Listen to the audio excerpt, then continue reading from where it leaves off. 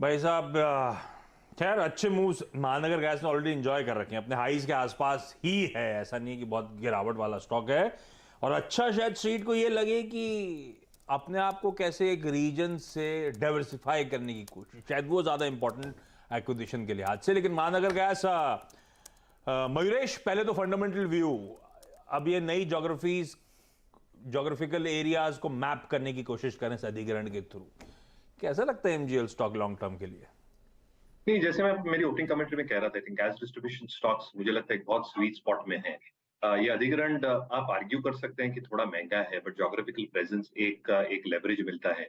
दूसरा, आप देखें कि जो वॉल्यूम ग्रोथ आएगी बोथ सीएनजी और पीएनजी सेल से अगले कुछ क्वार्टर्स में और अगले कुछ वर्षों तक, क्योंकि जो गवर्नमेंट की मुहिम है 6% से लेके 15% लेके जाने के लिए, ये वॉल्यूम्स को डेफिनेटली सहारा देगी। तीसरे, जो मैं मैक्रो एस्पेक्ट्स डिस्कस कर रहा था फॉर आईजीएल, जो मेरी पिक थी पिछले हफ्ते भी, नेचुरल गैस की कीमतें अच्छी खासी लो पेज आ चुकी हैं, अराउंड 2.33 डॉलर्स पर एमएमबीटीयू।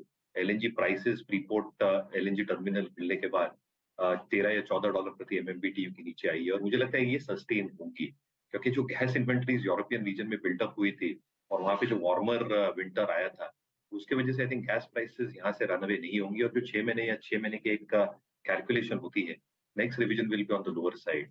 जैसे पास थ्रू होगा, मुझे लगता है I think volume growth and EBITDA पर एचसीएफ ये मेंटेन करना बहुत लाजमी होगा इस सारे कंपनीज के लिए।